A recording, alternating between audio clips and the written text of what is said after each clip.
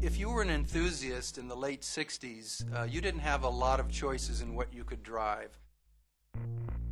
On the one hand, there were sports cars, little two-seaters, many of them British, things like Triumph and MG, and there were the Italian Alfa Romeos, for example.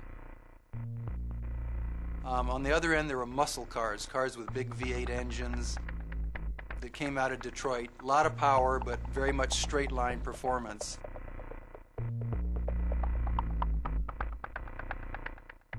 Luxury cars, as we knew them in those days, were defined by Cadillac and Lincoln. So for the most part, cars were big, cars were wallowy. There was perhaps a little bit of growing concern about environmentalism, growing concern about fuel efficiency. And also we had lots of interest left over from the 50s and the 40s even, with European cars and German cars eventually. So enthusiasts had their choices of, you know, either a small two-seater sports car or a big muscle car, but nothing kind of in the middle that combined a little bit more size and practicality with the sports car-like agility. And that's where BMW came in and filled that vacant spot.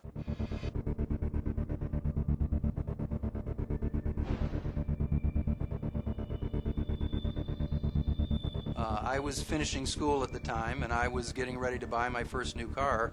And only months from that, this David E. Davis article in Car and Driver in 1968 came out. Turn your hymnals to 2002. And he raved about this car. Now, interestingly enough, it wasn't just that a 2002 was new and somewhat unknown. The name BMW was almost totally unknown in the U.S. market at the time. So it wasn't just that people said, what's a 2002? They said, what's a BMW? It was absolutely revolutionary, and it turned BMW around completely and laid down the track that BMW has been running on ever since. It's just an incredibly good little car that had the effect of startling every single person who got in and drove it for the first time. I drove that car up into the Ramapo Hills.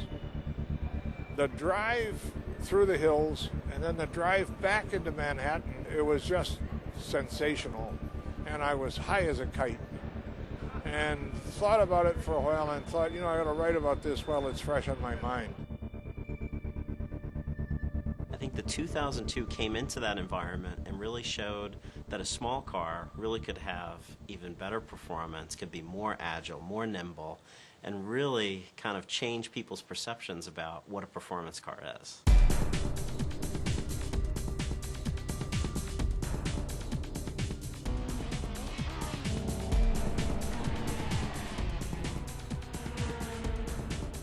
I think everybody looks back and points to that article as, you know, the one piece that really put BMW on the map in the U.S. When BMW of North America started business in 1975, the 2002 accounted for about 90% of our sales. The sports sedan has captured the heart of the American public, and that's helped to create a whole category of its own in the United States. When the 2002 was introduced, I think that introduced the whole country to the new sports sedan, a car that's fun to drive.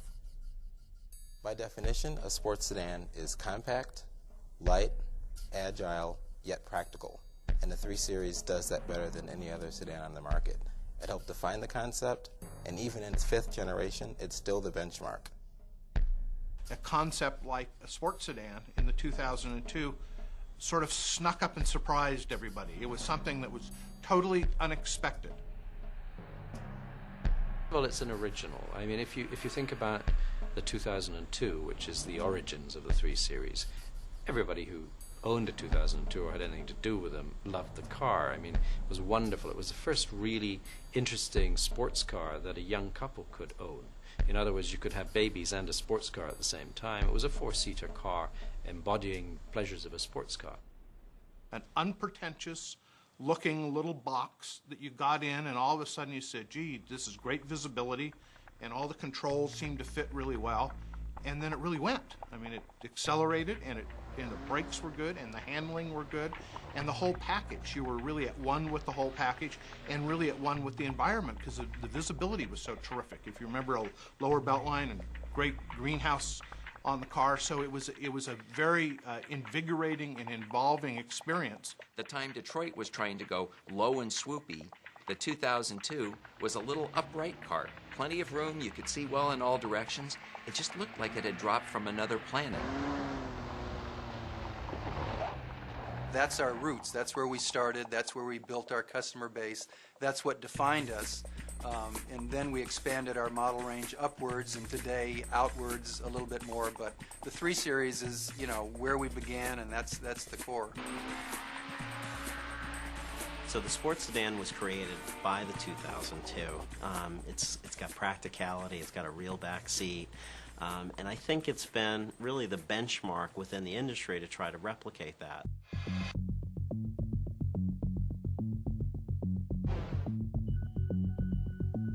BMW was initially defined by the 2002 because it was the biggest volume car, but I think it was also the purest expression of what a sports sedan is. And then the 3 Series came. Again, the pure expression of a sports sedan. 2002 updated to a new generation and a new time. And it was also our largest volume car, so it naturally defined the brand. I think the agility, the performance, this combination of nothing too big, but with great suspension, great handling, great steering, and great response, embodies the brand very well. I mean, BMW is all about dynamics and agility. The very nature of the 3 Series makes it ideal. It's relatively lightweight. It's not that wide. Agility and nimbleness can go up. It can carry a fair amount of wheel and tire for its size, if you will. So all those attributes, basically, from a physical standpoint, make it, in some sense, easier to achieve fantastic handling and fantastic steering, fantastic braking within the package. BMW's had a heritage of racing throughout its life. Long before the 3 Series of the 2002 came along, BMW was a company that raced what it built.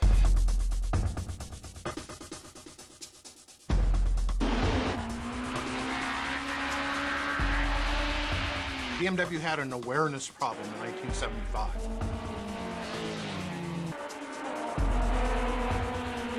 And one of the ways that we addressed the awareness problem was through motorsports, which was a very natural thing because that was an important part of the heritage of the company.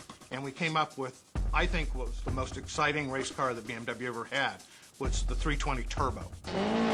In keeping with the BMW tradition, this 3 Series surprised everybody because it was a relatively boxy look, great aerodynamics, great graphics on it, and this engine, which was a 4-cylinder turbocharged engine that produced enormous amounts of horsepower. And did great things like when you let up on the throttle, it would belch flames from the side.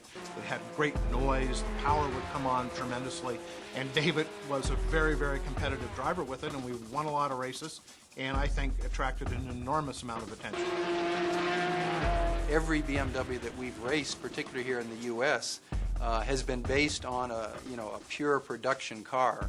We don't start with a plastic body or a silhouette shape or something. We take a production car and a production engine and build them up for racing. So it says a lot about the good basic engineering that exists in a BMW, that it forms this strong basis for a successful race car.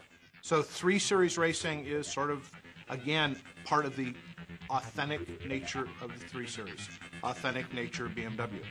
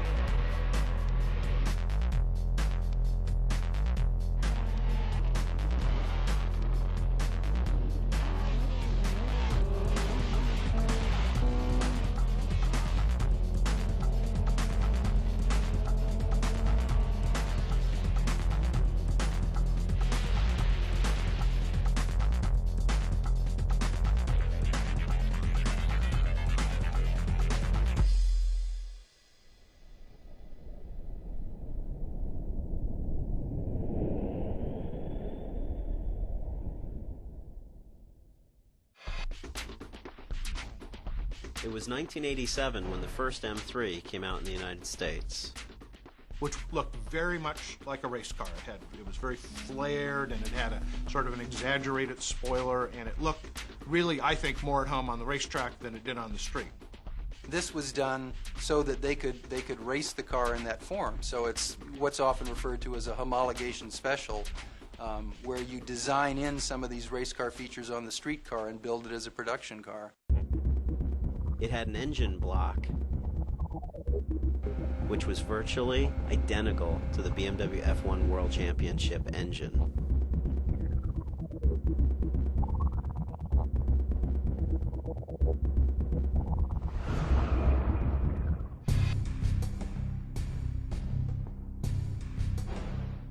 When you think about the E36, the important thing to remember is what was going on in the market when the model was introduced. It was 1991. The whole luxury performance market was in a sales slump. BMW was in a serious sales slump. Lexus had just entered the market and established itself as a real viable contender. So there was a lot going on in the market, and it was a time when BMW really had to reassert itself as the performance sedan ultimate driving machine company.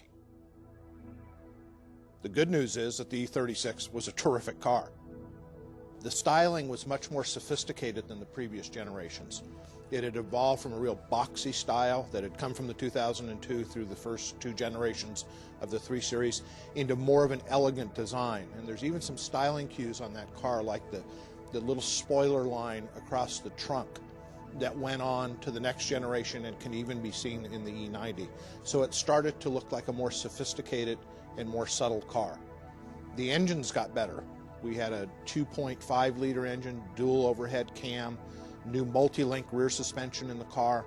So the sophistication continued to evolve and continued to support the ultimate driving machine positioning. We won this huge succession of awards from Car and Driver, with the 3 Series being one of the 10 best cars for 14 or 15 years. And it really started with that model.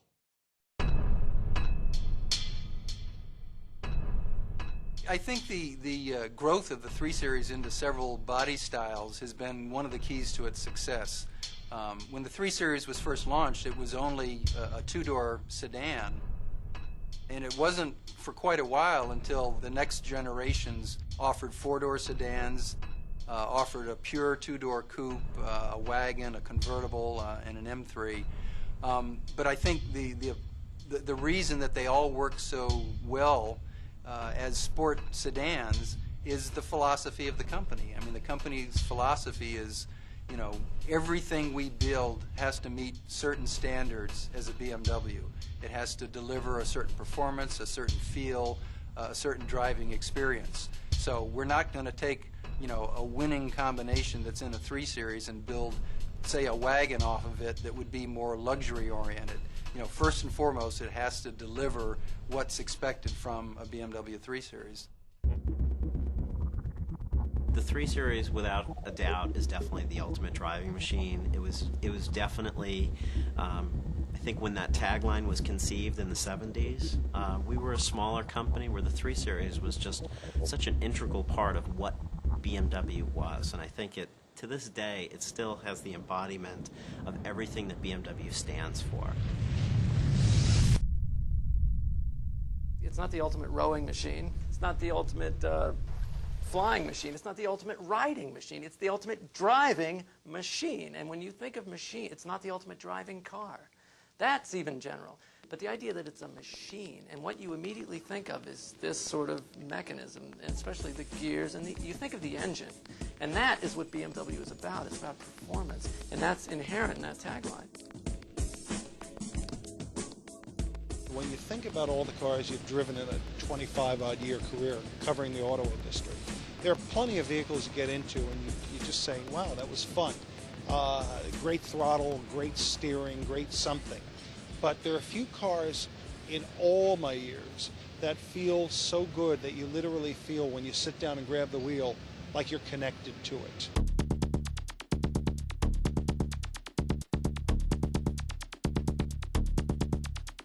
It's one of the few phrases, if you will, in the marketing world that has transcended generations. And I think it's because it so perfectly captures what you feel.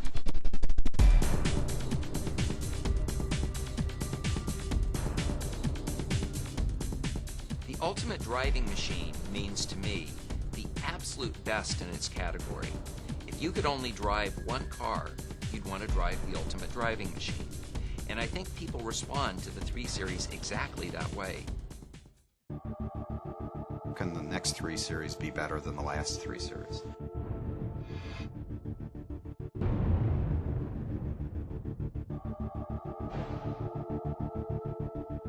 We're on our 5th generation, and the question's been asked 5 times.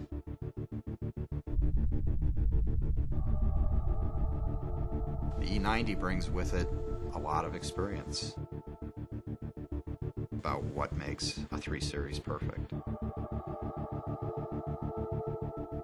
Consistency of purpose, excellence of execution.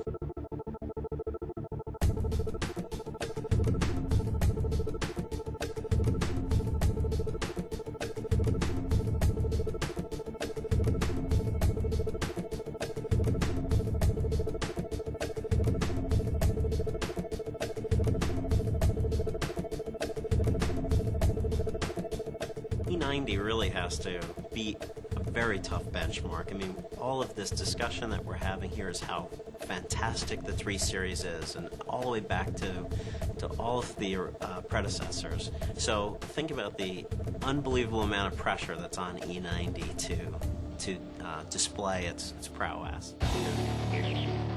You see advances in suspension. I mean, the suspension is a whole nother generation forward from the existing 3 Series. The engines represent phenomenal advancements. We bring Valtronic to the engine, so we get extremely good responsiveness plus good fuel efficiency. We've gone for very lightweight, which makes the weight distribution even better in some sense. We've added safety features, so the E90 is an extremely safe vehicle. Fuel efficiency improves with the engine improvements, at the same time performance does. So those are fantastic kinds of advancements. The first engine that's ever used for production engine that's ever used magnesium and aluminium together. It gives it a much lighter weight, more specific performance. I think in many ways it's a grown-up 3 Series.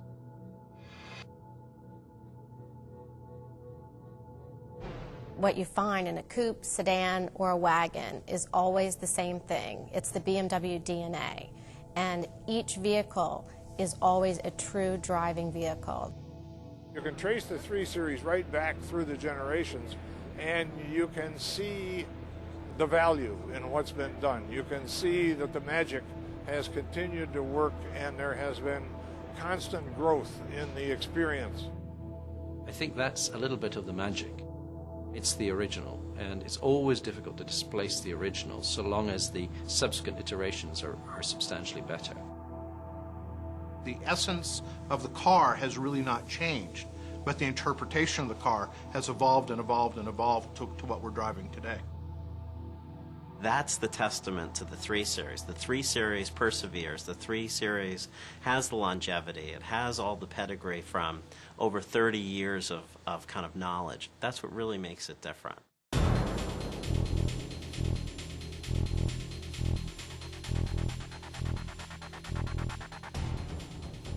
feeling of driving a 3 Series is priceless.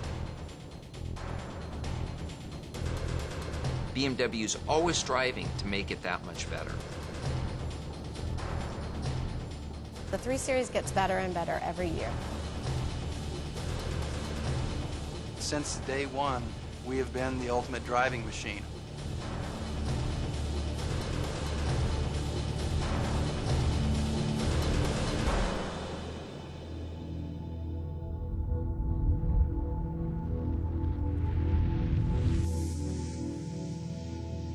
All of our competitors build good cars. But then they drive the BMW and they have to say, I'm home.